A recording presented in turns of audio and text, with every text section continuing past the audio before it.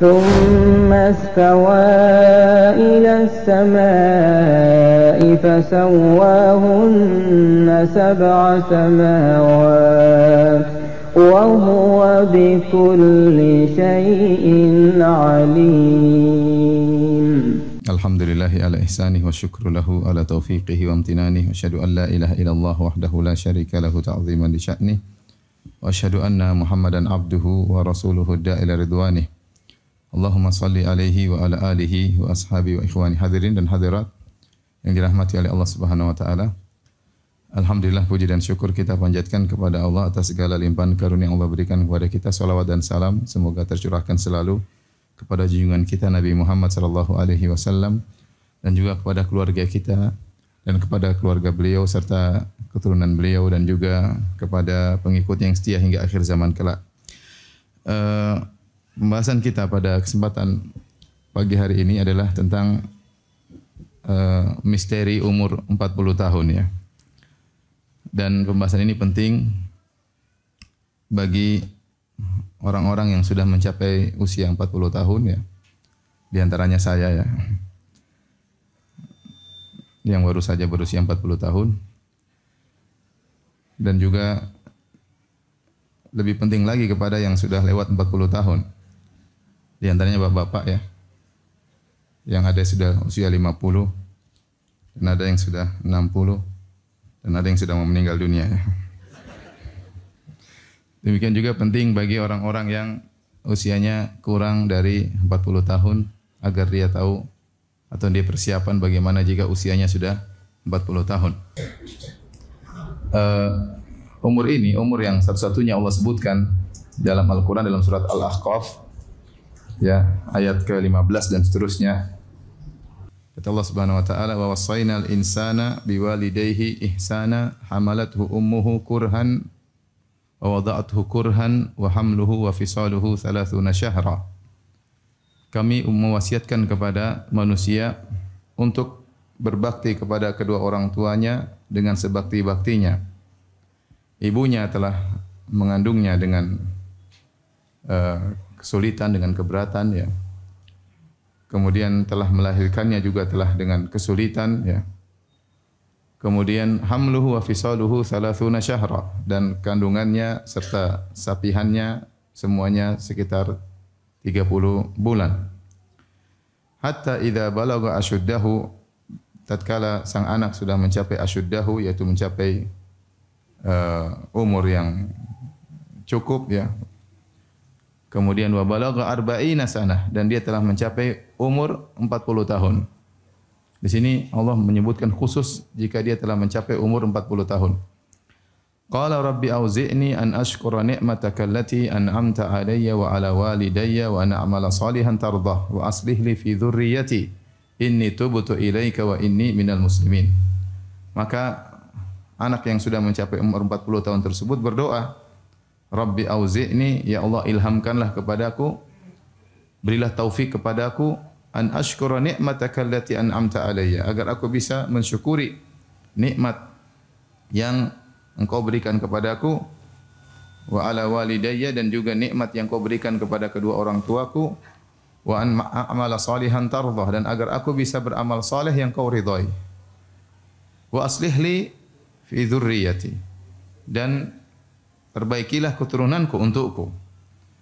Inni tubtu ilaika, sungguhnya aku bertobat kepada Engkau, wa inni minal muslimin, dan aku termasuk orang-orang yang menyerahkan diri. Kemudian kata Allah, ulaika alladziina nataqabbalu anhum ahsana ma amilu wa natajawazu an sayyi'atihim fi ashabil jannah wa'da as-sidq alladzi kanu yu'adun. Mereka itulah orang-orang yang kami terima amalan mereka yang terbaik dan kami ampuni kesalahan-kesalahan mereka bersama para penghuni surga ya.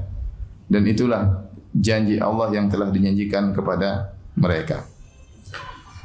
Inilah satu-satunya ayat dalam Al-Qur'an yang menyebutkan bagaimana seorang anak telah mencapai 40 tahun maka dia berdoa agar diberi ilham untuk bersyukur kepada Allah Subhanahu wa taala.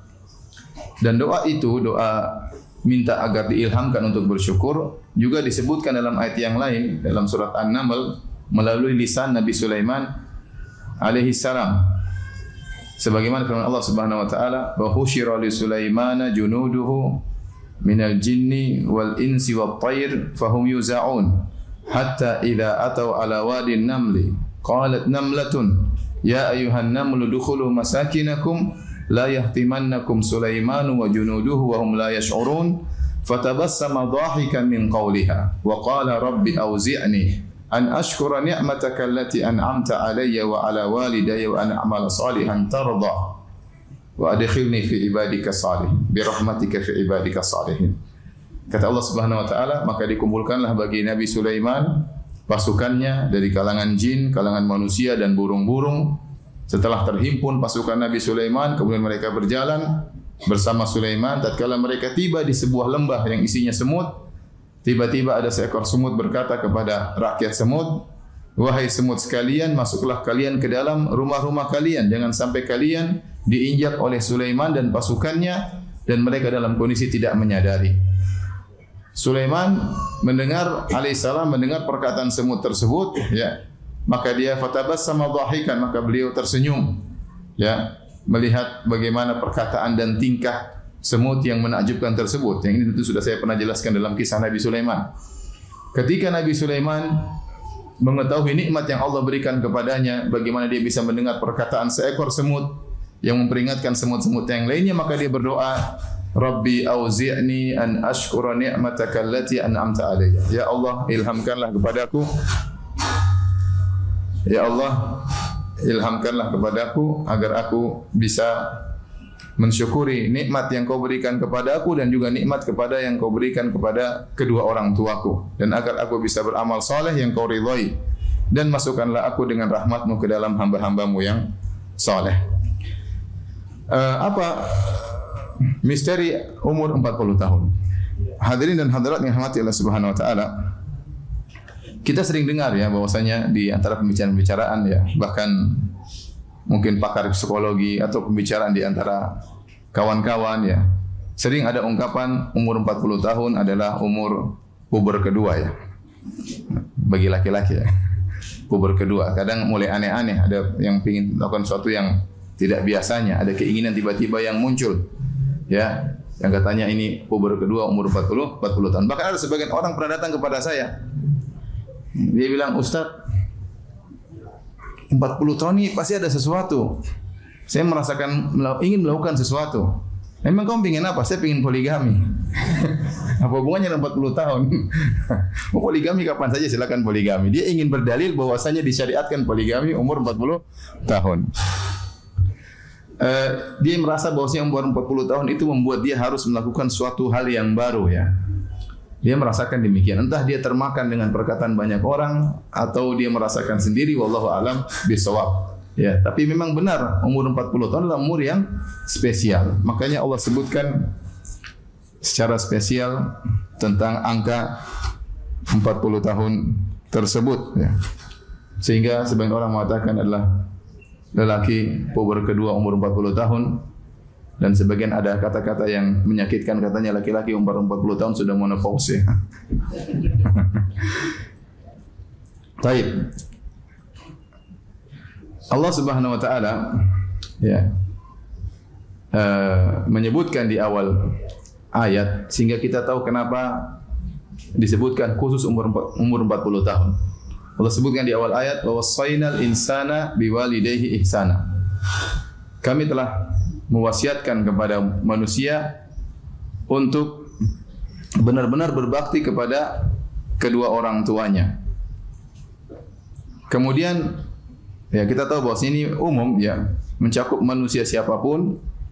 Kalau dia masih punya dua orang tua, maka hendaknya dia berbakti kepada keduanya. Kalau masih ada salah satunya, dia berbakti kepada yang masih hidup, ya. Dan tidak memandang apakah kedua orang tuanya dulu berbuat bakti, berbuat baik kepadanya atau mentelantarkan dirinya, ya, atau menzaliminya, ya. Allah tidak mengkhususkan orang tua seperti itu. Yang penting Anda seorang manusia, Anda punya orang tua, maka wajib berbakti. Terlepas orang tua Anda dulu perhatian sama Anda atau tidak, cuek sama Anda, mentelantarkan Anda, atau malah mengantarkan Anda kepada kesyirikan, memaksa Anda untuk berbuat kesyirikan, tetap seorang anak disuruh oleh Allah berbakti kepada kedua orang tua. Karena bagaimanapun kondisi kedua orang tua, sang anak adalah hasil ya pertemuan antara sperma ayahnya dan sel ovum dari ibunya. Maka perintah untuk berbakti kepada orang tua bersifat umum. Bahkan dalam ayat yang lain Allah mengatakan wa in jahadaka ala an tusyrika bihi ma laysa laka bi ilmun fala tuti'huma wa sahibuhuma fid dunya ma'rufa. Dan jika kedua orang tuamu musyrik dan mengajakmu untuk berbuat kesyirikan, bukan cuma berbuat zalim, bahkan mengajak untuk berbuat kekufuran, mengajak untuk masuk neraka. Ya. Kata Allah, "Fala tuti'huma," jangan kau taat kepada keduanya. Tapi apakah Allah bilang jauhi mereka? Ya. Balas mereka dengan kezaliman? Ya. Enggak. Kata Allah, "Wasahibuhuma fid dunya ma'rufa." Hendaknya pergauli mereka berdua dengan cara yang baik. Jadi perhatikan, ini manusia disuruh berbakti kepada kedua orang tuanya. Apapun kondisi kedua orang tuanya. Setelah itu Allah sebutkan tentang kondisi ibunya. Kata Allah Subhanahu wa taala, "Hamalathu ummuhu kurhan." Ibunya mengandungnya kurhan, dalam kondisi berat. Kurhan dalam bahasa Arab artinya benci. Tidak suka. Tahir Ibnu Asyur dalam tafsirnya mengatakan apa? Maksudnya sang ibu karena mengandung dia tidak suka dengan kondisi dia, ya. Berat. Dia sayang sama janinnya. Dia sayang sama anaknya, tapi tidak suka dengan kondisi dia yang harus ya mengandung sang anak yang muntah-muntah, ya. Wahnan ala wahnin, semakin lemah yang bertambah-tambah, ya. Kemudian kelemahan yang luar biasa, dan kita tahu bagaimana kondisi seorang wanita jika mengandung, ya. Dia tahu bagaimana kondisi seorang wanita, memang terutama kalau kita lihat istri kita bagaimana mengandung setengah mati, ya. Kemudian muntah-muntah, ya. Sebagian mereka harus masuk di rumah sakit, harus diimpus karena muntah yang tidak berhenti-berhenti, ya. Pinggang sakit, kaki sakit, ya. Kemudian suami juga ikut sakit karena harus mijit-mijit, ya. Terkadang minta sesuatu yang aneh-aneh, kata orang namanya ngidam, ya. Terkadang ngidamnya pingin makanan tertentu, ya. Dan ini kejadian nyata, ya. Sebagian wanita tidak suka dengan aroma tubuh suaminya ketika mengandung. Dan itu terjadi. Bahkan sebagian wanita tidak kuat melihat wajah suaminya tatkala dia sedang apa? Mengandung. Dan ini terjadi benar. Subhanallah. Kasihan suaminya. Sebagian pengen makan makanan tertentu. Saya sering cerita, saya punya kawan lulusan Madinah, dia lagi sama istrinya di bis. Istrinya ngidam. Tahu-tahu istrinya bilang, "Abi, saya pengen makan rujak." Kata teman saya, "Oh, gampang makan rujak." "Enggak, Bi, rujak yang lagi dimakan ibu itu." Ya, subhanallah. Ya, terpaksa teman saya datang ketemu dengan ibu tersebut, kasih mukadimah sana sini, intinya rujaknya diambil. Tapi maksud saya ya, yang berat istri tentu berat, suami juga ikut merasa keberatan. Kata Allah Subhanahu wa taala, "Wada'tu kurhan ay karihatan lihaliha." Dia benci, tidak suka dengan kondisinya. Tidak ada yang suka.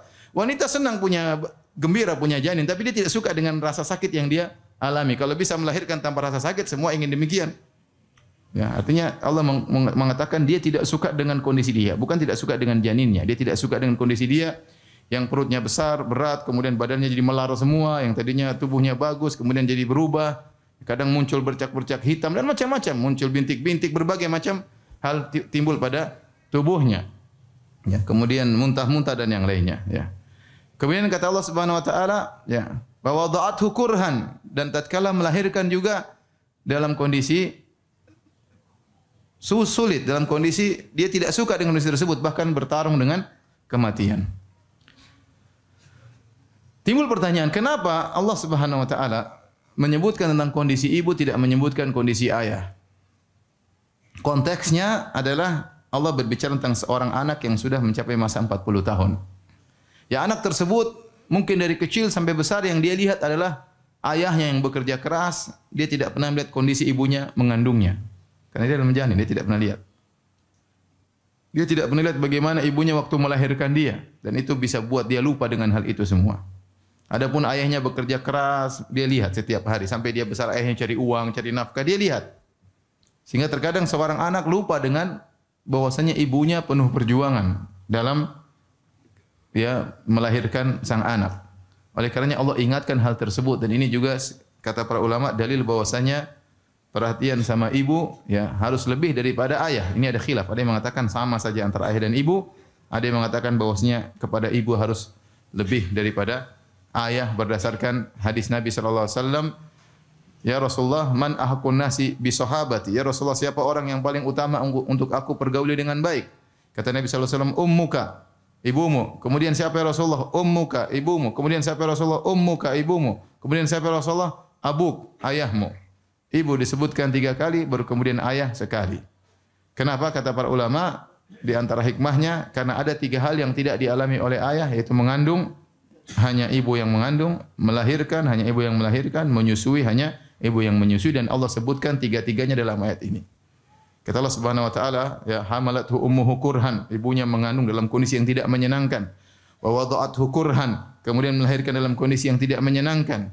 Wa hamluhu wa fisaluhu. Dan hamilnya sampai menyusuinya sampai selesai, Allah sebutkan 3-tiganya. Hamil, mengandung dan apa? Menyusui, ya. Salasuna syahran, 30 bulan. Ini diingatkan kepada sang anak. Ya. Kemudian kata Allah Subhanahu wa taala, hatta idza balagha asyuddahu. Tatkala sang anak sudah mencapai usia al-asyud.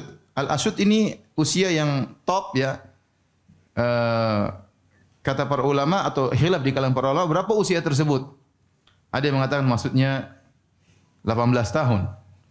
Ada yang mengatakan 30-an tahun ya. Ada yang mengatakan masa balik, ada yang mengatakan 33 tahun dan ada yang mengatakan maksudnya 40 tahun itu sendiri. Pendapat yang dipilih oleh Ibnu Abbas radhiyallahu anhu dalam satu riwayat, maksudnya al-asyudda adalah 33 tahun.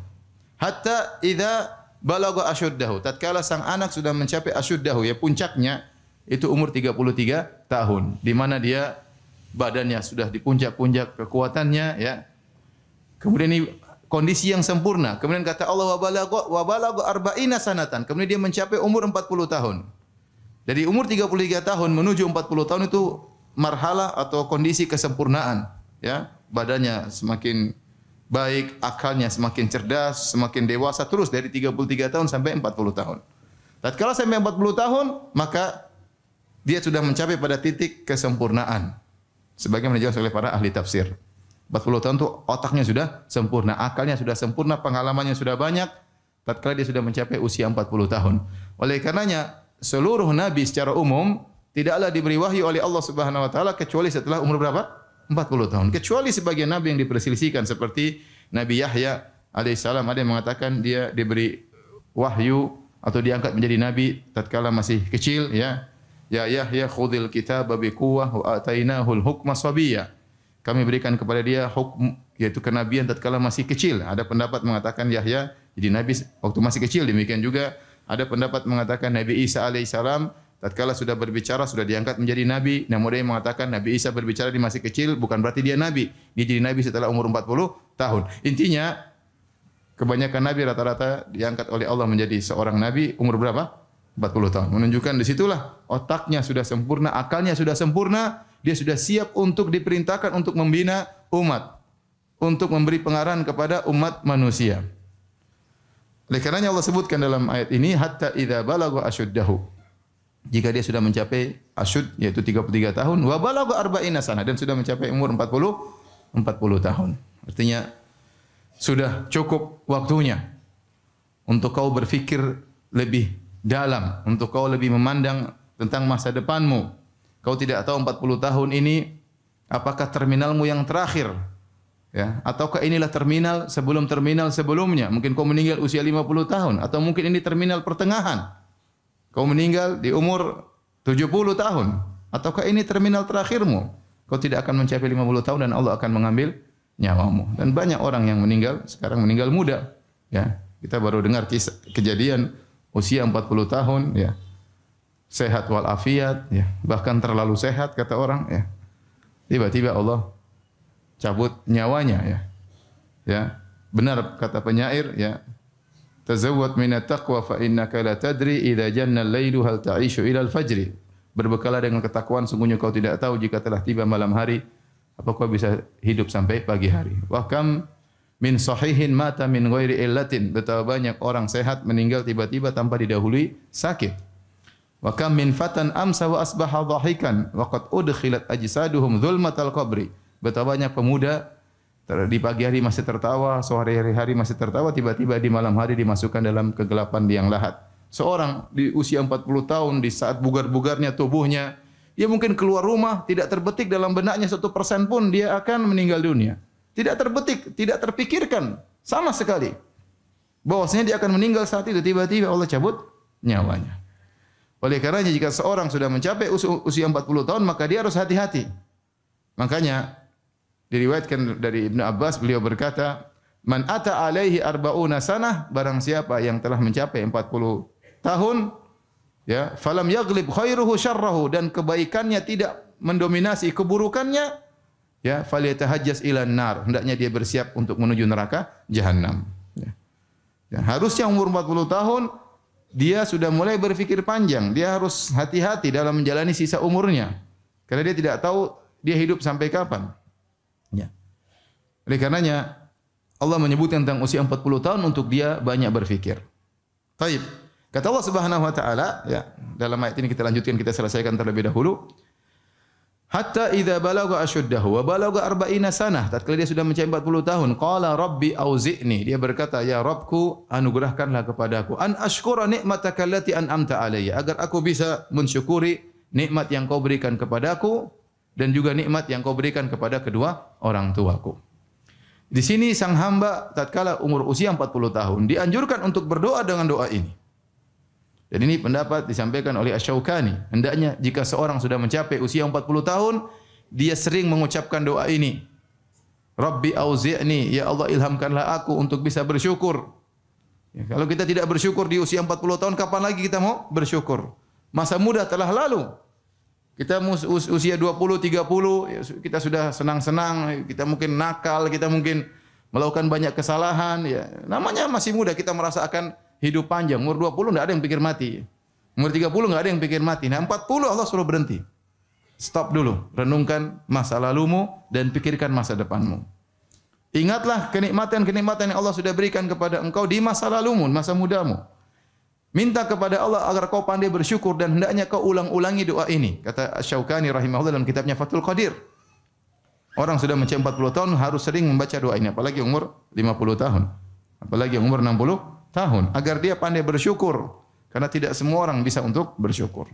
Rabbi auzi'ni an ashkura ni'mataka allati an'amta alayya. Ya Allah, jadikanlah aku bersyukur atas nikmat yang kau berikan kepadaku, nikmat dunia dan juga nikmat apa? Agama. Alhamdulillah kita Islam, alhamdulillah kita ikut pengajian, alhamdulillah kita salat di masjid, alhamdulillah ibu pakai jilbab, alhamdulillah ibu ya tidak terjerumus dalam hal-hal yang dilarang oleh Allah Subhanahu wa taala. Kita bersyukur kepada Allah Subhanahu wa taala. Kemudian kenapa Allah sebutkan khusus umur 40 tahun? Kata para ulama, apa kaitannya umur 40 tahun dengan berbakti kepada kedua orang tua? Sebelum Allah sebutkan umur 40 tahun, Allah sebutkan tentang harus berbakti kepada kedua orang tua, karena tatkala orang usia 40 tahun, dia banyak kesibukan. Biasanya dia sudah punya anak dan sudah punya istri dan sudah punya anak-anak. Biasanya beban ekonomi dia semakin bertambah tatkala usia berapa? 40 tahun. Maka kemungkinan besar dia akan sibuk nyari harta untuk menyenangkan anak dan istrinya. Maka ada kemungkinan dia lupa dengan orang tuanya. Ada kemungkinan dia lupa dengan orang tuanya. Maka Allah ingatkan, kamu sudah 40 tahun, benar, mungkin kau jadi pemimpin, mungkin kau jadi pejabat, mungkin kau banyak urusan jadi kepala ini, kepala anu. Ya. Anak-anak butuh biaya sekolah ini, istri juga butuh maintenance, enggak gampang ya. Kemudian kau sibuk mencari harta untuk ngurus anak istrimu, lupa dengan orang tuamu. Maka Allah ingatkan, jangan kesibukanmu yang sangat padat tersebut membuat kau lupa dengan orang tuamu. Bersyukurlah engkau hidup masih ada orang tuamu. Betapa banyak orang yang cemburu melihat dirimu yang masih milik orang tua. Betapa banyak orang yang umur 40 tahun orang tuanya sudah tidak ada. Banyak orang sudah 40 tahun orang tuanya sudah tidak ada. Dia berangan-angan, seandainya orang tua saya ada, saya akan duduk memijit kakinya, saya akan selalu melayaninya. Tapi kesempatan sudah tidak ada. Jadi ini peringatan kepada kita, kalau kita sudah umur 40, orang tua kita tidak akan lama lagi hidupnya. Kalau kita umur 40, orang tua kita sudah mungkin 65, sudah mungkin mau 70 ya. Biasa umur umat Nabi baina sittin ila sab'in, antara 60 sampai 70. Allah ingatkan bahwasanya waktumu untuk berbakti tinggal sedikit. Jangan sampai kesibukan yang kau rasakan ya membuat kau lalai berbakti kepada kedua orang tuamu. Kedua orang tua. Di sini Allah ingatkan. Disinilah kenapa kata para ulama dikaitkan antara berbakti sama orang tua dengan umur 40 tahun ya, dengan umur 40 tahun. Jadi para hadirin hadirat yang Allah Subhanahu wa taala, maka orang ini pun berdoa, Rabbi auzi'ni an ashkura ni'mataka allati an'amta alayya. Ya Allah, jadikanlah aku, berilah taufik kepada aku, ilhamkanlah aku untuk bersyukur atas nikmat yang kau berikan kepada aku. Saya masih punya orang tua, saya punya istri, saya punya anak, saya beragama alhamdulillah. Ya, saya punya pekerjaan. Wa ala walidayya, dan berilah aku kemampuan untuk bersyukur atas nikmat yang engkau berikan kepada kedua orang tuaku. Subhanallah. Apa kaitannya kita bersyukur dengan nikmat yang Allah berikan kepada kedua orang tua? Kata para ulama, para ahli tafsir, karena kalau Allah berikan kepada nikmat kepada kedua orang tuamu, kau juga pasti merasakan sebagian nikmat tersebut. Kalau orang tuamu dulu kaya, kau kan juga merasakan nikmat tersebut. Kalau orang tuamu dulu soleh, kau juga merasakan dampak dari kesolehan kedua orang tuamu. Kalau orang tuamu dulu dermawan, kau juga merasakan. Orang tuamu dulu perhatian, akhlak mulia, kau juga merasakan. Tidaklah ada kenikmatan yang Allah berikan kepada kedua orang tua kita kecuali kita juga merasakan apa? Kebaikannya. Ya. Kemudian kenapa kita meminta agar bisa mensyukuri nikmat yang Allah berikan kepada kedua orang tua? Sebagian ahli tafsir mengatakan karena bisa jadi kedua orang tua kita dulu kurang pandai bersyukur, maka kita mewakili untuk bersyukur atas nikmat yang Allah berikan kepada mereka berdua. Apalagi kita pikirkan tentang kondisi kita, Bapak dan Ibu yang dirahmati Allah Subhanahu wa taala. Orang tua kita dulu mungkin enggak ngaji. Mana pernah ikut pengajian? Dulu pengajian enggak ada. Mungkin mereka minim ilmu agama mereka. Mungkin mereka terjerumus dalam hal-hal yang dilarang oleh Allah Subhanahu wa taala karena kejahilan, karena ketidaktahuan. Sehingga mereka belum pandai mensyukuri nikmat yang Allah berikan kepada mereka berdua. Nah, kita anaknya seakan-akan kita berkata, "Ya Allah, kalau orang tuaku dulu tidak mampu mensyukuri nikmat atau kurang dalam mensyukuri nikmat yang Engkau berikan kepada mereka berdua, akulah anak mereka. Aku mewakili mereka untuk mensyukuri nikmat-nikmat tersebut, maka ilhamkanlah diriku untuk bisa mensyukuri nikmat yang Engkau berikan kepada mereka dahulu." Ya. Ini kita tatkala sudah umur 40 harus sering mendoakan orang tua, ya. Harus sering mendoakan orang tua. Itu ciri anak soleh. Ciri anak soleh. Ya. Kata Allah Subhanahu Wa Taala, an ashkura ni'mataka allati an'amta alayya wa ala walidayya wa na'mala salihan tardah. Dan anugerahkanlah kepadaku kemampuan untuk bisa beramal soleh yang kau ridhai. Ya. Allah memiliki sifat ridha. Allah ridha dengan amal soleh. Kita ingin mencari keridhaan Allah, maka beramal soleh. Amal soleh itu apa? Amal yang ikhlas.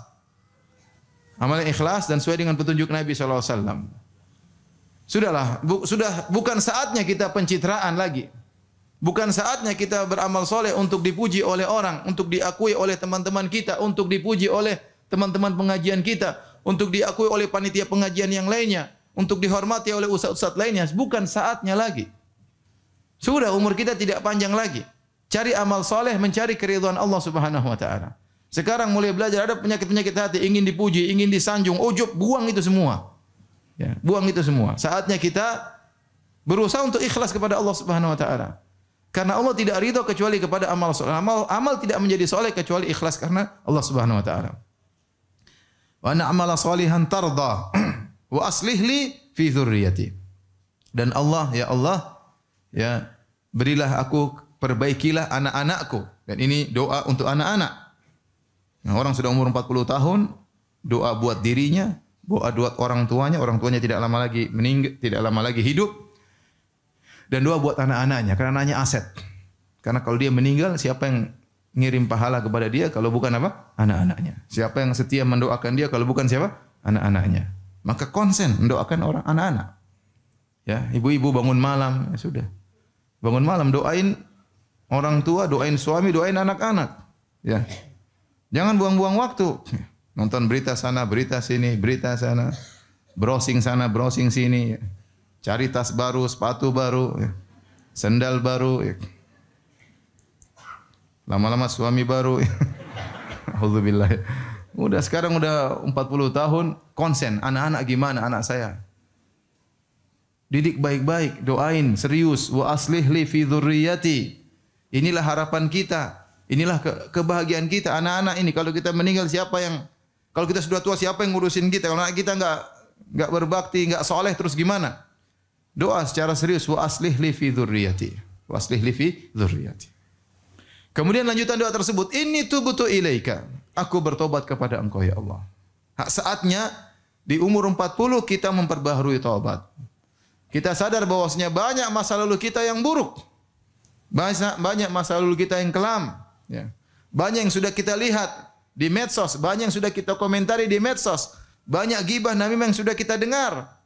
Kita bertobat saatnya. Kapan mau bertobat lagi? Udah 40 tahun Allah ingatkan. Inni tubtu ilaika ya Allah, aku bertobat kepadamu. Jadi ini doa harus dihafal ya Ibu ya.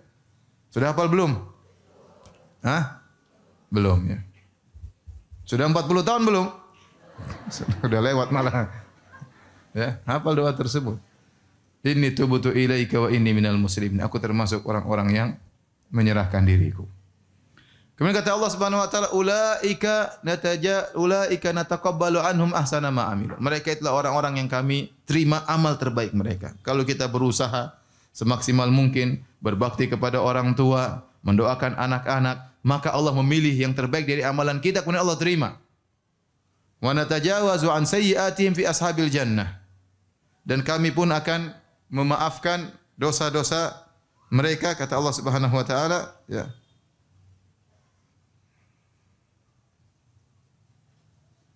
Kami memaafkan dosa-dosa mereka. Kenapa? Karena Allah tahu meskipun engkau sudah berusaha berbakti sama orang tua, meskipun kau sudah berusaha untuk beramal soleh, kau tidak akan sempurna. Pasti kau kurang dalam berbakti kepada orang tuamu.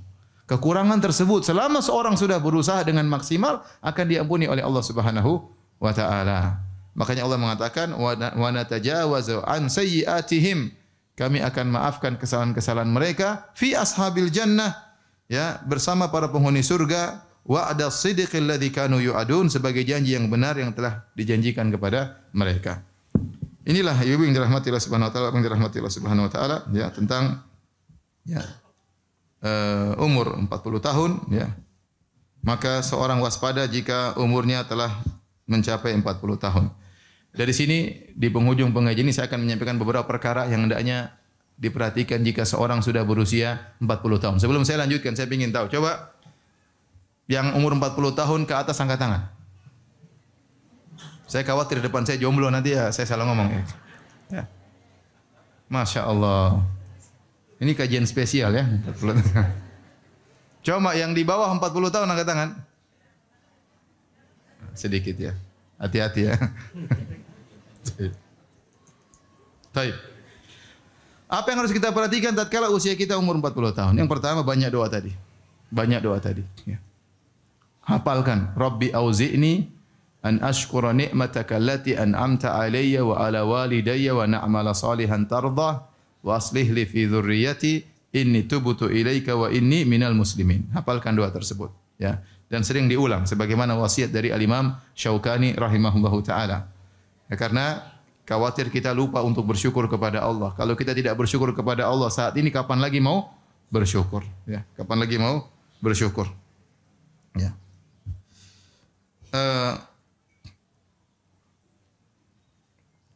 Di antara yang harus kita perhatikan tatkala kita umur 40 tahun, sudahlah saatnya kita fokus ibadah. Bukan berarti kita meninggalkan dunia. Kewajiban kita masih banyak, terutama para laki, ngurusi anak, ngurusi istri, ingin berbakti sama orang tua. Tapi waktunya main-main sudah berhenti. Sudah jangan sering jalan-jalan lagi, sudah.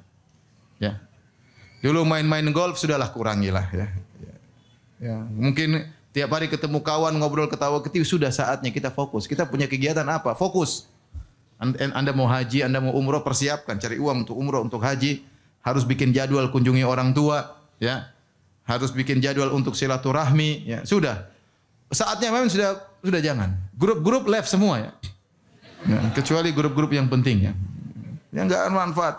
Grup-grup misalnya mohon maaf ya, grup-grup misalnya lulusan SMA tahun sekian, lulusan kampus tahun sekian, lulusan ini tahun sekian, udahlah.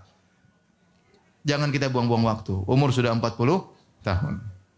Ini tubutu ilaik. Aku bertobat kepada Engkau ya Allah. Masa lalu waktu kita umur 35 main-main oke lah, kesana ke sini main-main, ketemu kawan, ketawa ketiwi, jalan sana jalan sini, naik gunung turun gini, puncak ini, ke laut ini laut sana ya. Udahlah. Sudah saatnya berhenti, udah tua. Sudah tua. Kapan lagi kita? Kita enggak tahu kapan kita mau dipanggil oleh Allah Subhanahu wa taala. Tidak ada yang menjamin di depan kita masih ada 10 tahun, 20 tahun, enggak ada yang jamin. Jangan terpedaya dengan kesehatan, jangan terpedaya. Apa kata pepatah Arab ya, insan yu'ta min haitsu ya'man. Seorang dikenain di saat dia merasa aman di situ. Banyak terjadi demikian. Dia merasa aman dari sisi kesehatan, tahu-tahu dia meninggalnya di situ misalnya. Ya. Dia merasa aman dari satu sisi, di situ Allah kasih ujian di sisi yang dia merasa aman. Kenapa dia tidak tawakal kepada Allah? Dia tawakal kepada kelebihan yang dia miliki. Ya. Kita enggak tahu kapan kita mau dipanggil oleh Allah Subhanahu wa taala. Ya. Oleh karenanya sudah usia 40 tahun, udahlah fokus ibadah. Ibu-ibu yang belum bisa baca Quran, mulai belajar tajwid. Kapan lagi? Baca ngaji masih belepotan ya. Tapi kalau ghibah Masya Allah lancar. Masya Allah. Kalau baca Quran susah. Masya Allah. Terus kapan lagi? Bangun salat witir kapan lagi? Sudah 40 tahun. Kapan lagi? Sudah saatnya kita bertobat. Bapak-bapak juga demikian. Yang sudah yang praktek riba saatnya berhenti. Sudah kapan lagi? Praktek riba berhenti. Sudahlah. Yang zalimi orang berhenti. Kapan lagi? Ya. Kita mau fokus amal saleh, umur kita sudah 40 tahun. Taib. Kemudian berikutnya jangan lupa tadi berbakti sama orang tua. Ini fokus benar-benar berbakti sama orang tua. Berbakti sama orang tua, kalau kita punya harta jangan tunggu orang tua minta. Kita berusaha mengenali kebutuhan orang tua kita. Kita mengenali apa yang disukai oleh orang tua kita. Selama kita mampu, berikan. Jangan tunggu orang tua minta. Dan jangan pernah perhitungan sama orang tua. Mumpung orang tua Anda masih hidup. Ya. Tidak usah ente mau masuk surga gampang buat sama orang tua. Tidak usah sholat malam, tidak usah puasa Senin Kemis, puasa Daud, tidak usah. Tidak usah poligami, sudah pokoknya berbuat sama orang tua masuk surga. Memang poligami gampang, susah, berat lah. Perempuan diuji, laki-laki juga diuji. Oleh karenanya kita enggak tahu usia orang tua kita sampai kapan. Kalau Anda berusia 40 tahun, orang tua masih hidup, kesempatan Anda untuk berbakti. Pintu surga masih terbuka di hadapan Anda. Silakan Anda buka selebar-lebarnya. Ya, silakan Anda buka selebar-lebarnya. Ya. Enggak usah tawar-tawarin orang tua. Yang punya sesuatu kasih hadiah aja. Enggak usah tanya, "Mak mau ini, Mak. Abi mau ini." Ya kadang-kadang orang tua yang punya harga diri, "Oh, enggak. Abi enggak mau." Udah, Abi udah cukup misalnya. Enggak usah tawar-tawarin, kasih aja, enggak usah tawar-tawarin. Ya. Karena orang tua meminta dia malu. Saya pernah sampaikan kisah ada seorang dia menyesal ya setelah dia tua. Dia dulu merasa dia berbakti kepada orang tuanya. Setelah dia tua dia sadar bahwasanya ternyata saya dulu tidak berbakti. Kapan dia sadar? Setelah dia tua, anaknya terkadang tawarkan sesuatu kepada dia. "Ayah mau ini." Tapi dia punya harga diri. "Oh enggak, Nak. Ayah mau ini." "Enggak, Nak. Padahal dia pingin. Cuma dia mau bilang iya, dia enggak enak. Ternyata dia ingat, dia dulu waktu masih muda juga dia sering begitu sama bapaknya. "Pak mau ini." Enggak, dia enggak kasih akhirnya. Sekarang baru sadar ternyata saya dulu tidak berbakti sama bapak saya. Maka kita kalau punya sesuatu, kasih orang tua, enggak usah ditawar-tawarin, kasih aja. Kalau dia enggak mau kan dia kembaliin. Kalau dia enggak mau dia enggak ambil. Kapan lagi mau berbakti sama orang tua? Orang tua bentar lagi dipanggil oleh Allah Subhanahu wa taala ya. Ya. Oleh karenanya mumpung orang tua masih hidup ya, Allah ingatkan umur 40 hendaknya berbakti kepada orang tua, salah satu pintu terbesar untuk meraih surga. Kemudian berikutnya mulailah kita atur waktu untuk keluarga. Ada seorang akan meninggal dunia, dia tanya, "Apa yang kau sesalkan selama hidupmu?" Dia katakan, "Saya menyesal tidak menyisihkan waktu untuk anak istri saya, terjebak dengan rutinitas kerjaan harian yang buat saya lalai untuk menghabiskan waktu untuk anak istri." Kita sudah umur 40 tahun, sudah saatnya kita pekerjaan mulai kita kurangi dikit-dikit. Ya, kita mulai sisihkan waktu untuk anak istri. Karena sebentar lagi anak-anak kita sudah sekolah, sudah ninggalin kita. Karena sebentar lagi anak kita sudah nikah, sudah diambil sama orang. Sekarang kita bangun rumah besar, nggak ada isinya, kosong. Kenapa? Anak kita diambil sama orang. Anak kita juga nggak mau tinggal sama kita, malas tinggal sama bapak, sama ibu. Cerewet, terlalu ngatur. Dia tinggal tempat lain. Ya. Kalau dia mau tinggal sama kita, kadang istrinya bilang jangan tinggal sama bapak. Ya sudah, kita nggak mungkin larang-larang. Kamu harus tinggal sama saya, nggak mungkin. Dia punya ingin hidup sendiri, ingin mandiri. Sudah di rumah kita jarang ketemu lagi mereka. Saat-saatnya kita umur 40 tahun, mulailah kita kasih waktu buat istri ngobrol, suami perhatian lebih banyak, anak-anak ya. Bagaimana kegiatan mereka. Sebagaimana kita berikan kepada mereka kebutuhan jasmani, kita berikan kebutuhan rohani. Mulai kita perhatikan agama mereka, mulai kita ngobrol seperti kawan sendiri. Kapan lagi? Masing-masing kita semua sibuk. Antum sibuk, saya juga sibuk. Tapi kalau kita tidak menyengajakan untuk bisa ketemu anak-anak, kapan lagi kita bisa punya waktu untuk mereka? Sebentar lagi mereka akan meninggalkan kita. Kalau mau mengikuti keinginan duniawi tidak akan pernah berhenti. Oh, jadi pejabat pingin jadi pejabat lebih tinggi. Udah punya duit pingin lagi. Usaha nggak pernah berhenti. 24 jam kerja. Anak-anak mana? Pingin dipeluk-peluk, pingin manjat-manjat badan kita. Ya. Pingin loncat-loncat di kita. Nggak ada, nggak bisa. Oleh karenanya, jangan sampai antum menyesal di kemudian hari. Ya. Waktu lewat begitu saja, sibuk dengan dunia, ya antum ya mau kaya seberapa sih? Antum kaya apapun, tetap saja ya naik mobil satu juga. Enggak mungkin antum naik mobil sekalian dua. Mobil 100 yang pakai cuma apa? Satu. Antum sekaya apapun tidur ya tempat tidur segitu aja, mau diapain? Ya. Antum kaya apapun makan cuma satu piring. Saya kadang 2 piring bisa. Enggak mesti kaya untuk makan 2 piring. Orang kaya terkadang makan malah pilih-pilih dan macam-macam. Mau saya udahlah. Dunia kita cari ya. Kita senangkan anak istri, tapi harus ada waktu buat anak istri. Antum sudah berusia 40 tahun. Kapan lagi mau dekat sama anak-anak? Baik. Di antara yang harus kita perhatikan setelah kita berusia 40 tahun, mulailah ya jaga waktu dan kesehatan ya. Jaga waktu dan kesehatan. Kesehatan itu mahal harganya ya. Orang sudah sakit nggak bisa apa-apa ya. Memang kita sakit ya kita bersabar, kurangi pahala, diangkat derajat. Ya, tapi akan mengurangi aktivitas kita. Ya. Kita mau jalan-jalan sama anak-anak sudah nggak bisa karena sakit dan yang lainnya. Maka seorang berusaha untuk menjaga kesehatannya tatkala umur 40. Saya sering ketemu dokter, kata mereka, "Ustaz, kalau sudah 40 tahun mulai banyak penyakit-penyakit yang tidak pernah ketemu sebelumnya ya. Tahu-tahu darah tinggi, tahu-tahu gula, tahu-tahu asam urat ya. Yang itu tidak pernah terpikirkan sebelumnya. Sebelum umur 40, santai makan apa, makan terserah. Begitu udah 40 tahun, sedikit-sedikit iya. Naik mobil yang tadinya kuat, sering ngantuk, subhanallah. Sudah 40 tahun. Ya. Rambut sudah mulai putih ya. Ya. Sudah mulai lemah. Orang sudah 40 tahun di puncak kesehatan dia mulai menurun. Benar ada yang sampai 50 kuat, tapi jarang. Biasanya kalau sudah 40 mulai naik ke atas 41, 42, 43 mulai berkurang kemampuannya. Mulailah pandangannya melemah, mulailah pendengarannya melemah, mulai kekuatannya melemah. Dulu bisa lari begitu cepat, sekarang tidak bisa cepat. Dulu bisa jalan berkilo-kilo, sekarang sudah berkurang ya. Tapi semangat makan semakin banyak. Hati-hati ya. Ada orang bilang kalau udah 40 itu hati-hati makan ya. Apa saja jadi daging, minum jadi daging, hirup udara saja bisa jadi daging. Kalau udah nggak perhatikan makan sana makan sini puasnya, akhirnya kita sakit. Kalau sudah sakit, beraktivitas susah, membahagiakan anak istri juga susah. Maka seorang waspada, sudah 40 tahun, jaga kesehatan, bikin rutinitas olahraga, ya jangan juga berlebihan, tapi intinya ada waktu untuk olahraga, ada waktu untuk ngobrol sama anak istri, ada waktu jalan-jalan sama anak istri, dan ada waktu untuk fokus belajar. Ya. Untuk belajar agama. Waktu untuk ya mendekat kepada Allah Subhanahu wa taala.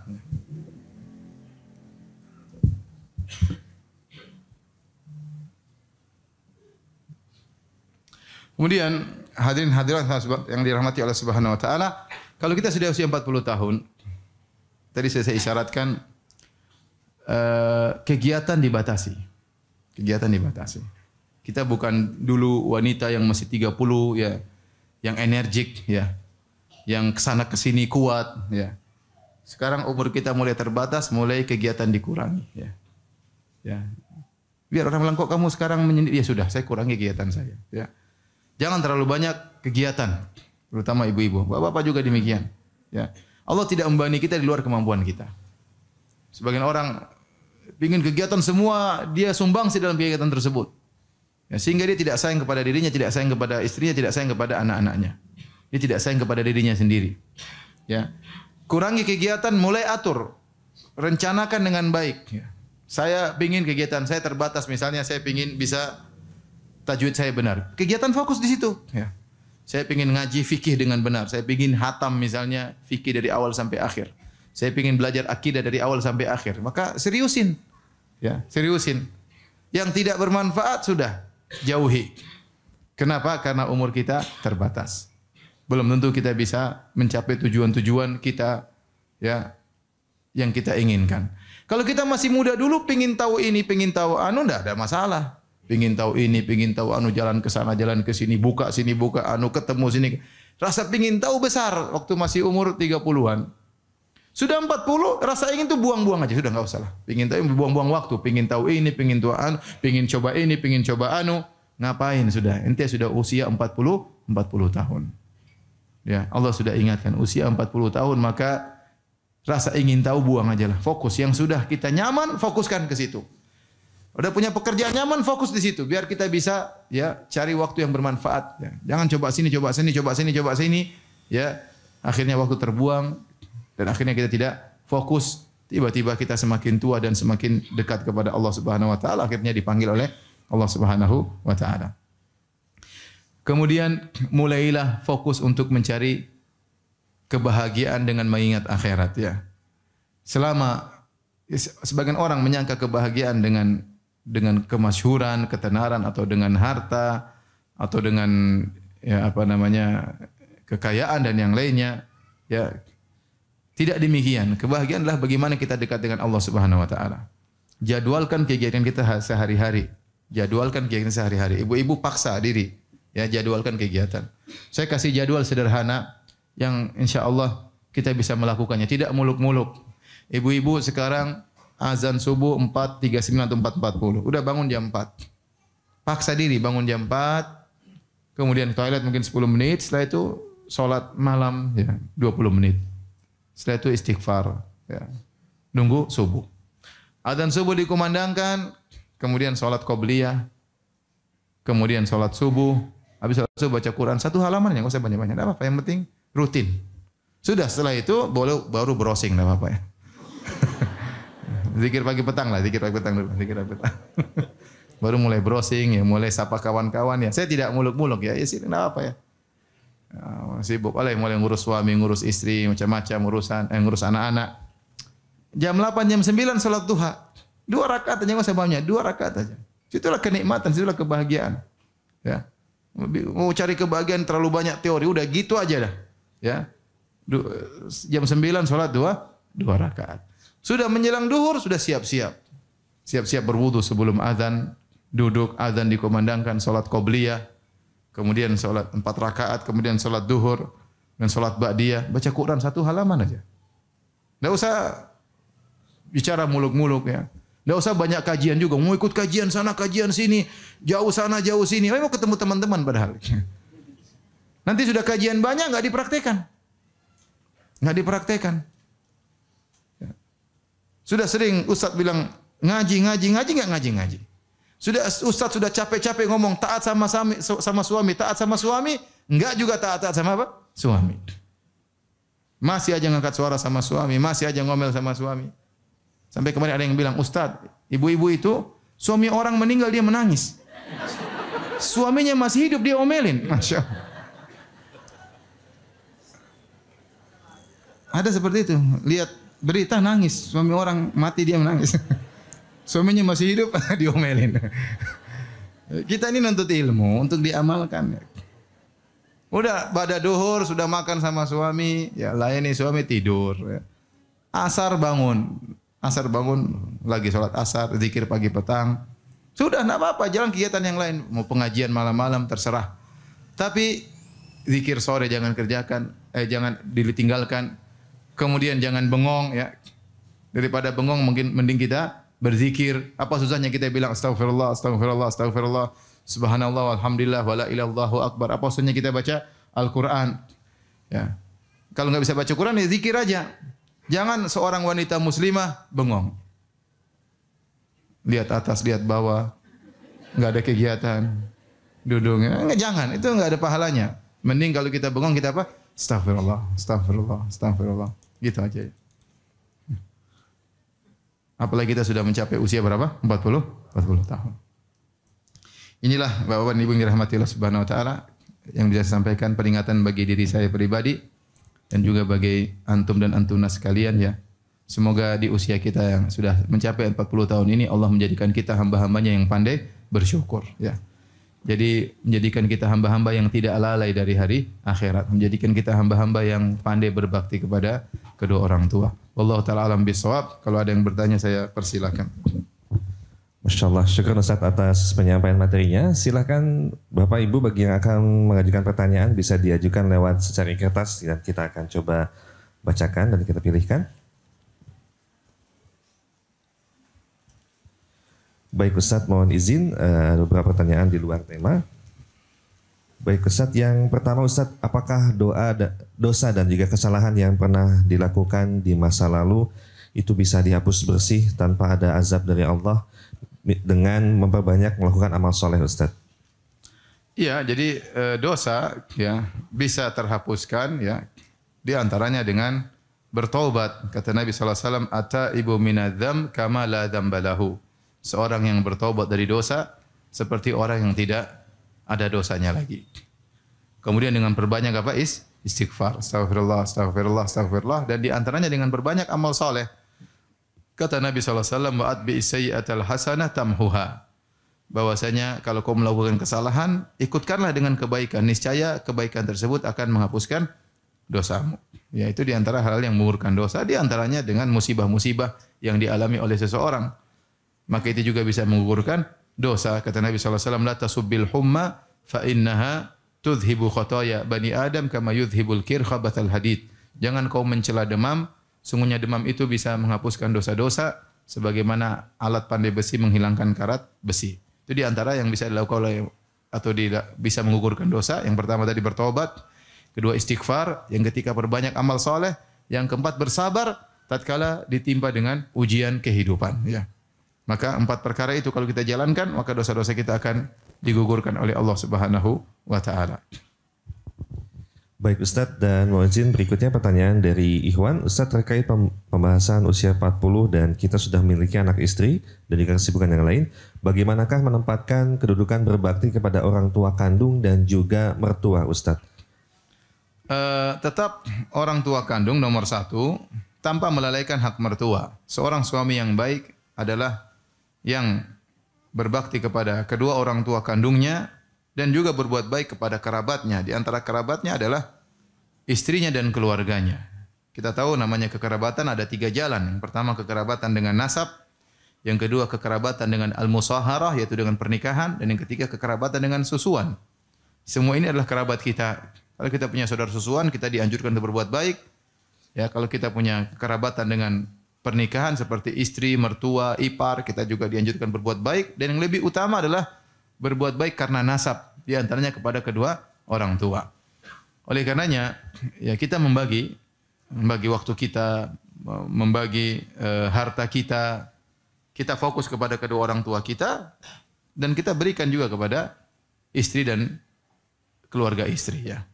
Tetapi kita tidak boleh menyamakan antara ibu kandung dengan ibu mertua. Ini sering saya sampaikan. Dan ibu-ibu tidak boleh menuntut suaminya untuk menyamakan ibunya suami dengan ibunya ibu, enggak boleh. Ya, karena ibu kandung tetap lebih utama. Namanya ibu kandung, yaitu ibu yang mengandung. Ya, ibu mertua dulu tidak mengandung kita, ya. Yang mengandung kita ibu kandung kita. Dia yang kesulitan, dia yang bertarung dengan kematian, dia yang menyusui, ya. Ibu mertua kan baru hadir dalam kehidupan keluarga kita. Ya, kita sebagai suami berbakti kepada ibu kandung dan berbuat baik kepada ibu mertua. Tapi kalau menyamakannya tentu tidak. Tentu tidak ya. Ya. Bahkan tidak boleh menyamakannya. Kalau ibu cemburu disamakan dengan ibu kandung, ibu mertua wajar ya. Makanya saya ingatkan kepada ibu-ibu para wanita jangan menuntut suaminya untuk menyamakan ibu kandungnya dengan ibunya anti. Ya. Jangan misalnya suami membelikan rumah untuk ibunya terus anti nuntut. Ibu saya juga dibelikan dong, enggak boleh. Ya. Ibumu saya kontrakin. Ibu saya belikan misalnya, enggak boleh. Karena ibu kandung tidak sama dengan kalau ibu jadi nanti ibu kandung, coba ternyata ibu punya mantu punya anak ternyata menyamain ibu sama besan. Tentu ibu jengkel kan? Iya tidak? Kok saya disamakan dengan besan? Yang ngandungin kamu dulu siapa? Makanya tidak boleh menyamakan ibu kandung dengan ibu mertua. Karena ibu mertua, ya saya sering sampaikan, ibu mertua bisa ditambah, bisa ibu mertua 1, ibu mertua 2, ibu mertua 3, ibu mertua 4, bisa. Jadi ibu mertua kalau masalah bisa diganti dengan ibu kandung nggak bisa. Maksud saya suami yang baik berbakti kepada orang tuanya dan tetap memperhatikan hak apa keluarga istrinya, tapi menyamakan enggak. Ya, jangan menyamakan karena ibu kandung tetap nomor 1. Baik Ustaz. Ibu mertua tadi bisa nomor 1 sampai nomor 4. Tapi silakan. Baik Ustaz, dan terkait hal yang tadi Ustaz, bagaimana apakah berbakti kepada orang tua berlaku untuk kedua pasang suami istri sebagai anak, sedangkan seorang istri harus lebih berbakti kepada suami Ustaz? Bagaimana cara menempatkan? Hukum asalnya berlaku kedua-duanya ya. Oleh karenanya suami yang baik dia membantu istrinya untuk berbakti kepada ibunya ya. Ya, kita tahu istri kita punya orang tua, maka kita suami yang baik kita kasih uang bantu ibumu. Insya Allah kita juga dapat pahala berbakti. Kita dapat pahala berbakti meskipun kita tentu lebih mengutamakan ibu kandung kita. Tetapi kita jangan pelit sama istri dan jangan pelit sama keluarga istri. Sebagian orang Masya Allah sama orang jauh dia bantu, sama orang dekat dia nggak bantu. Dia bantu teman-temannya, dia bantu orang jauh, bahkan kirim uang sampai ke kota lain, sampai ke luar negeri kadang, sampai ke Palestina. Ibu mertuanya tidak dia bantu. Ipar-iparnya tidak dia bantu, padahal mereka lebih utama orang dekat untuk dibantu. Maka kita ya, istri kalau ternyata dia masih punya orang tua, dia bilang sama suaminya baik-baik, Mas bantu saya dong untuk bantu berbakti sama orang tua saya, mumpung ibu saya masih hidup. Ya sampaikan dan kita tingkatkan layanan kepada suami. Ya, insya Allah kalau suami terbuka hatinya dia akan bantu kita untuk berbakti kepada orang tua kita. Ya.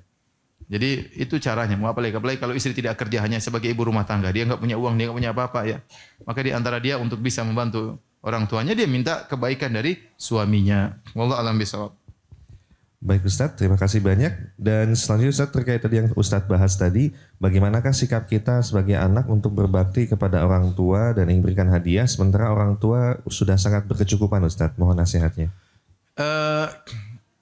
Orang tua ya, kalau dia sudah sangat berkecukupan, ya namanya hadiah tetap saja menyenangkan.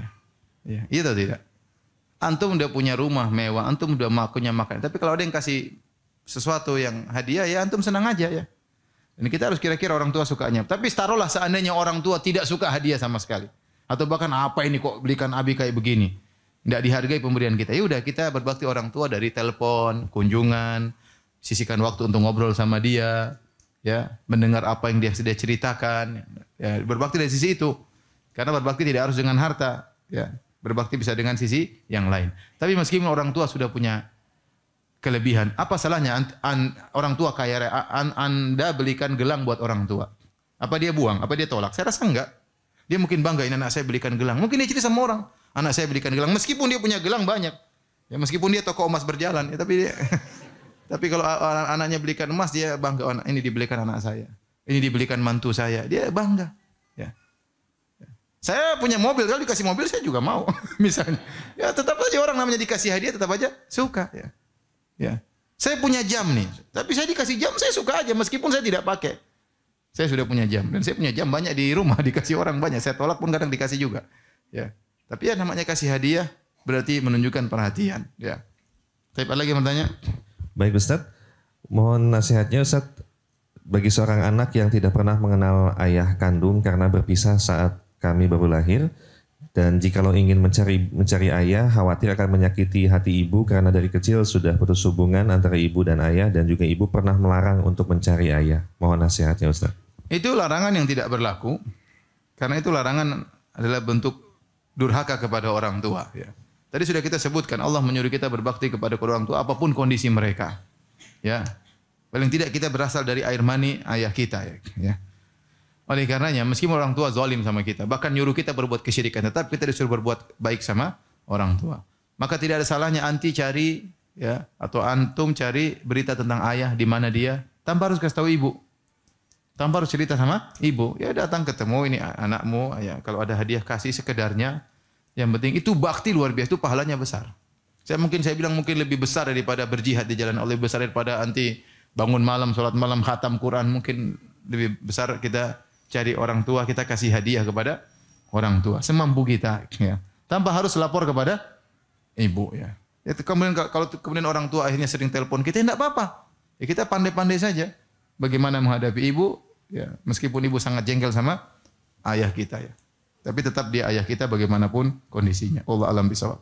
Baik, syukran Ustaz. Dan selanjutnya, sampai batasan manakah berbakti kepada ibu yang murtad Ustaz dan qadar Allah menjadi misionaris yang sampai saat ini masih terus berusaha untuk memurtadkan anak-anak dan keturunannya Ustaz. Mohon nasihatnya Ustaz.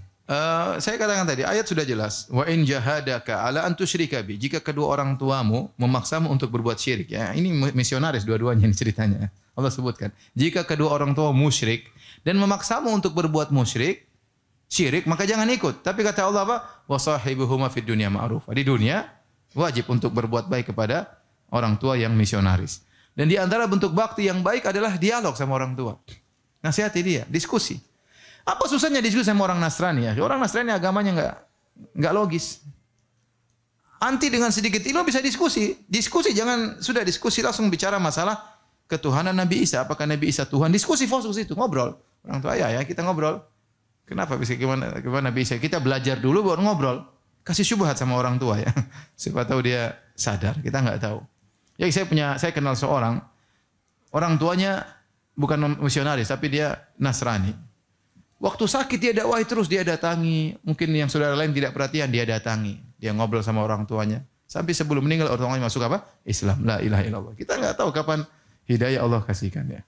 Tapi harus ada usaha, jangan meneng aja, diem aja, enggak. Ngobrol, Umi, memang Yesus Tuhan kah?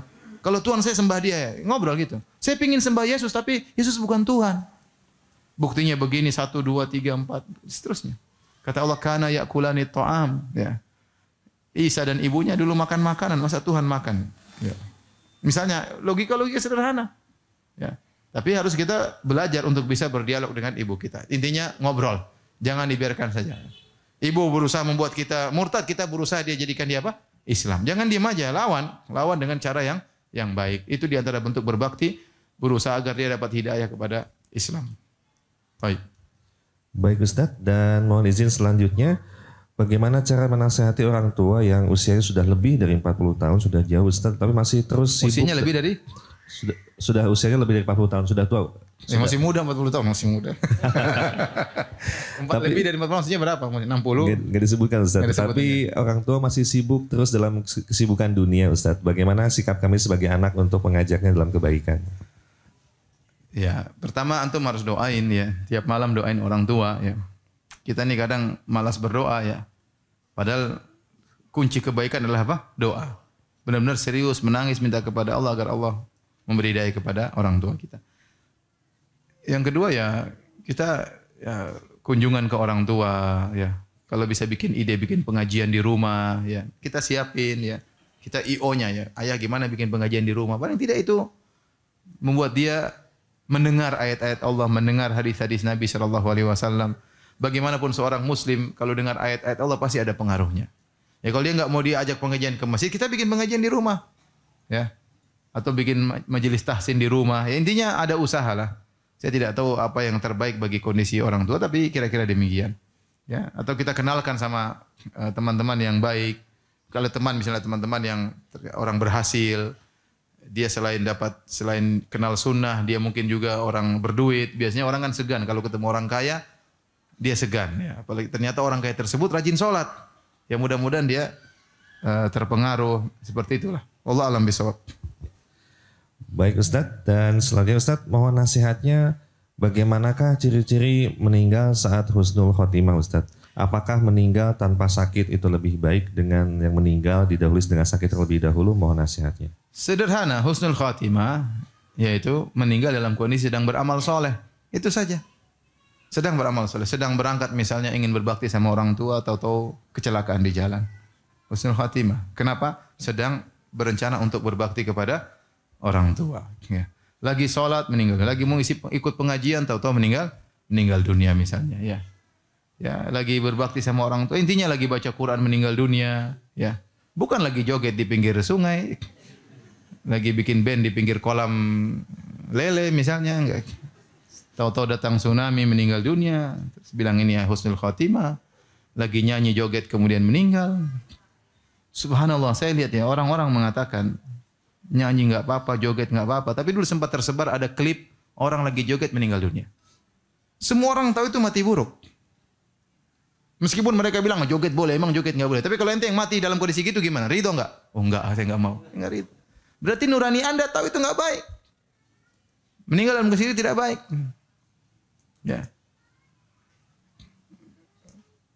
Nanti bilang ini husnul khotimah. Enggak, husnul khotimah mudah. Meninggal dalam kondisi sedang beramal saleh. Tadi lagi sedekah meninggal dunia, lagi berbuat sama orang meninggal dunia, lagi ya makanya misalnya ada seorang di satu pesawat. Bisa jadi di dalam pesawat itu ada yang husnul khotimah, ada yang su'ul khotimah.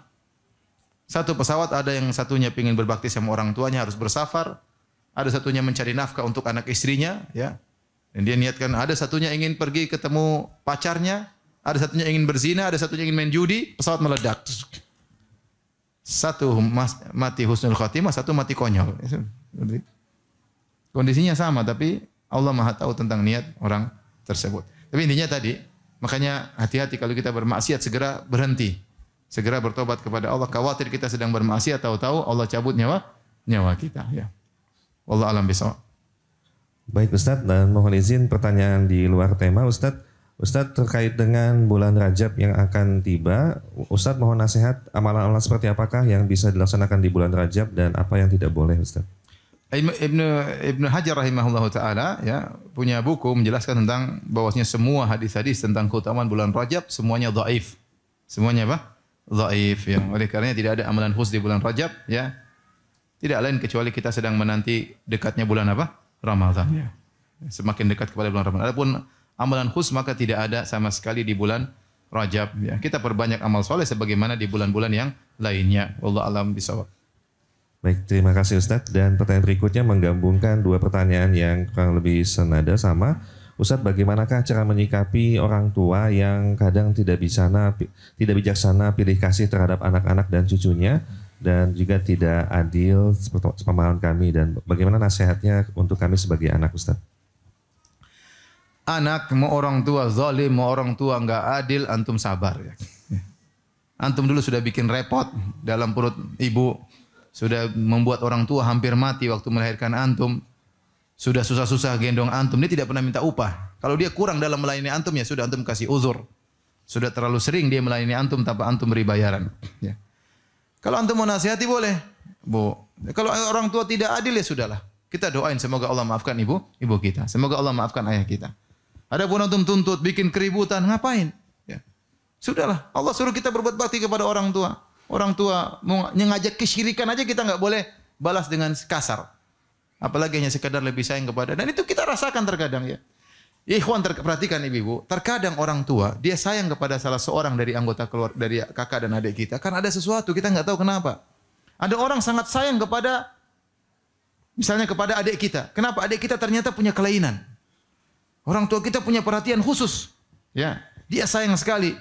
Padahal ini kelainan nakal, tidak pernah kasih kita, yang sering kasih duit, kita kurang disayangi. Kita ngerti, ini ibu punya perasaan lain. Dia pasti ingin adil, tapi terkadang ada hal yang membuat dia fokus kepada salah satunya, kita tidak tahu sebabnya apa. Ya udah, kalau antum merasa tidak ini, ya nasihati. Ngomong apa? Mak, kenapa tidak adil, mak? Saya kan sudah begini, harusnya. Kenapa masukkan aja? Kalau orang tua tidak terima, tetap tidak adil, ya sudah. Mau ribut, ya. Sampai ada yang marah sama ibunya. Ibu tidak adil. Ibu durhaka sama anak ibu. Masya Allah. Ada dosa baru namanya durhaka sama anak. Setahu saya cuma durhaka sama orang tua. Makanya ya udah sabar itu ujian hidup ya, ujian hidup. Justru kita sayang sama orang tua, dia tidak adil, kita berdoa semoga dia diampuni oleh Allah Subhanahu wa taala, bukan kita menanamkan kebencian kepada orang tua. Allah alam bisawab.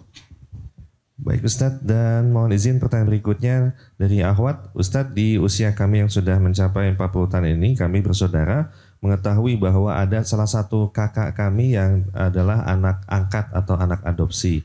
Sementara qadar Allah, kedua orang tua kami telah meninggal dunia tanpa sempat memberitahukan status kakak tersebut. Apakah ada kewajiban kami selaku adik untuk memberitahukan hal tersebut, sementara kakak yang lain tidak mau memberitahukan tentang hal tersebut Ustadz kepada kakak? Apakah ada faedahnya untuk menyampaikan? Jelas harus tahu karena berkaitan dengan nasab, ya. Berkaitan dengan warisan hukumnya lain, berkaitan dengan ponakan juga, anak kita bukan mahram dia misalnya, ya. Urusannya panjang, ya. Maka apa kita kumpul baik-baik, ngomong, kami anggap sebagai keluarga kami, tapi ini sekedar untuk memberitahu karena ini tidak merubah kondisi, hanya sekedar syariat, ya, ada aturannya. Ya, tapi kita baik, ketawa-ketawa terus kita sampaikan. Anggap seperti benar-benar kakak sendiri, tapi kan kita tahu ada batasan syariat. Ya. Masih tidak boleh bersentuhan, tidak boleh melihat aurat kita misalnya, anak-anak bukan ponakannya, dan yang lainnya. Ya. Dan itu harus disampaikan. Ya. Ya, jangan, karena kalau tidak disampaikan, akhirnya nanti kan terjadi pelanggaran terhadap syariat. Tinggal bagaimana cara yang hikmah, yang bijak dalam menyampaikan hal tersebut, yang menunjukkan tidak ada perendahan. Ya. Atau kalau tidak berani menyampaikan, bisa misalnya lewat ustadz yang menyampaikan, bisa saja. Ya. Yang penting kita tetap berusaha menjalankan syariat. Wallahu a'lam bishawab. Baik Ustadz, pertanyaan berikutnya masih dari ibu-ibu Ustadz terkait dengan semangat kami untuk belajar Ustadz. Mohon nasihatnya bagaimanakah cara boleh mengambil ilmu dari semua Ustadz kah ataupun bagaimana mohon nasihatnya Ustadz untuk kami yang sedang semangat belajar Ustadz. Ibu-ibu jangan lupa belajar tahsin. Ibu-ibu karena setahu saya ibu-ibu waktunya lebih longgar daripada bapak-bapak ya. Ya.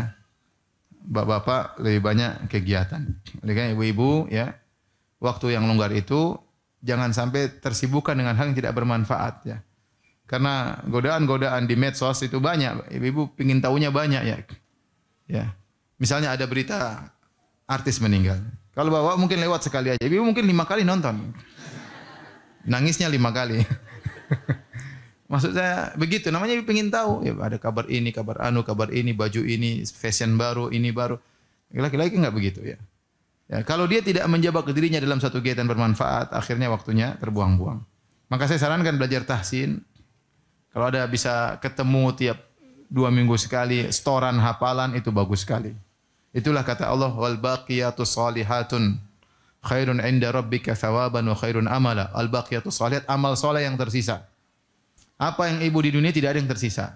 Ya, rumah akan ditinggal, harta akan ditinggal, kecantikan akan hilang. Ya, semuanya akan hilang. Ya. Yang tersisa di akhirat cuma amal saleh. Di antaranya bacaan Al-Quran. Maka cari guru yang bisa ngajar tahsin, serius belajarnya, bukan main-main. Ya, bikin grup atau bikin pertemuan 2 minggu sekali. Ada perbaikan tajwid dan ada setoran hafalan. Nanti nggak keras ibu setahun, tahu-tahu sudah hafal 10 surat. Tahun depan sudah hafal 20 surat. Yang 5 suratnya lupa. Terus datang bertambah, alhamdulillah ya. Nanti suatu saat suami salah, tegur suami. Ya suamiku, Allah berfirman. Masya Allah. Masya Allah. Jadi ustadzah istri saya. Dan itu pengaruh luar biasa ya. Oleh karenanya waktu yang banyak itu jangan terbuang sia-sia. Saya sayang ibu-ibu jangan terlalu banyak grup. Jangan terlalu banyak teman. Teman oke, tapi jangan kebanyakan. Kalau kebanyakan teman, akhirnya banyak WhatsApp, banyak ini, banyak ketawa ketiwi, banyak waktu terbuang. Akhirnya nuntut ilmu tidak pernah jalan. Yang kedua, kalau nuntut ilmu cari ustadz yang jelas. Ustadz yang jelas. Ya, bukan hanya ustadz yang ketawa ketiwi, tapi ustadz yang jelas ilmunya. Kita ingin belajar apa? Belajar fikih, yang belajar tiap ahli fikih. Karena kalau kita belajar sama ustadz yang bukan ahli fikih, misalnya kita ingin belajar fikih. Akhirnya kita sering apa? Sering memperbaiki yang sudah kita dengar. Oh, ternyata salah. Ya, capek kalau begitu. Ya. Ternyata yang kita dengar semua harus diformat misalnya. Kita belajar akidah juga sama yang benar. Ustadz ini bidang akidah. Udah kita belajar akidah sama dia. Berusaha kita dengar. Kalau nggak paham kita putar ulang, YouTube-nya kita putar ulang, seperti itu. Bukan sekedar siapapun kita boleh duduk, akhirnya nggak teratur ilmu kita, terkadang ada kesalahan harus kita revisi kembali, repot. Dan itu banyak kejadian seperti itu ya. Banyak kejadian seperti itu. Makanya saya bilang untuk ilmu, umur kita terbatas, cari ilmu yang benar. Di YouTube juga ada silsilah pengajian ini, masalah ini. Ya, yang kita butuhkan apa? Kita belajar dengan baik-baik. Kalau nggak ngerti, tanya kepada orang yang paham. Allah alam bisawab. Baik Ustaz, mohon izin pertanyaan berikutnya terkait berbakti kepada ibu Ustaz. Nah, seringkali ibu sering curhat kepada kami tapi menjelek-jelekan tentang ayah dan juga keluarga ayah Ustaz. Apakah kami boleh tetap mendengarkan atau bagaimana Ustaz? Mendengarkan sambil dinasihati. Jangan dengarkan dan mengiyakan, jangan. Sudahlah Bu. Gitu nasihatnya. Ya. Enggak usah gitu. Kita udah dengar 1000 kali Bu. Ini yang ke-1002 Ibu. Udah kita udah ngerti Bu, sudah enggak usah dilanjutin. Tapi harus ada nasihat disampaikan. Dia cerita kita dengarkan tapi kita sampaikan ya. Sampaikan dengan baik-baik agar ibu mengerti. Itu memang berat, memang orang tua terkadang apa yang di benak dia ingin ungkapin apa? Semuanya. Mau enggak peduli gibah, ngerumpi, dia peduli siapa yang dia rumpin, dia tidak peduli mau tetangga, mau kakak, mau adik, mau ayah, mau keluarga ayah. Masa lalu 20 tahun yang 30 mau dia ngomongin semuanya, ya. Ya kita yang pandai-pandai depan dia, kita jangan hanya ngiyang-ngiyain, enggak. Udah Bu, ini enggak boleh Bu. Terus sampaikan dengan nasihat, siapa tahu ibu bisa berubah. Wallahu a'lam bishawab. Baik Ustadz, mohon izin pertanyaan berikutnya terkait rumah tangga. Ustadz, mohon nasihat bagi saya tentang rumah tangga saya sudah bertahun-tahun dan sudah tahu bahwa suami berselingkuh Ustadz, dan beberapa sudah talak tapi kemudian rujuk kembali karena suami takut dengan orang tua dan juga keluarga. Sudah berusaha untuk sabar dan sebagai bahan pertimbangan suami sangat berbakti kepada orang tuanya, namun ia tidak pernah mau beribadah, sholat pun juga tidak Ustadz. Tetapi ibunya tidak pernah mau menasihati kepada suami dan juga tentang hal perselingkuhannya. Mohon nasihatnya Ustadz, bagaimanakah sikap saya yang terbaik? Ya, Allah alam, saya nggak tahu ya. Tapi ya, ibu yang jalani ya, ibu sholat malam aja lah, berdoa kepada Allah, minta petunjuk ya. Kalau kondisi seperti ini tentunya bertahan juga boleh, berpisah juga boleh, tapi kita nggak tahu mana yang terbaik. Ya, bertahan dengan kesabaran, nasihati boleh juga, berpisah juga boleh. Tapi saya katakan saya tidak tahu mana yang terbaik. Yang tahu terbaik hanyalah siapa? Allah. Oleh karenanya kalau dari sisi fikih boleh-boleh aja dua-duanya. Bertahan boleh, berpisah juga boleh. Tetapi untuk mengetahui yang terbaik silakan sholat malam, istikharah, minta kepada Allah. Kalaupun harus menjalani maka agar diberi keteguhan dan kesabaran agar suami berubah. Kalau harus berpisah juga hendaknya berpisah dengan baik-baik. Wallahu a'lam.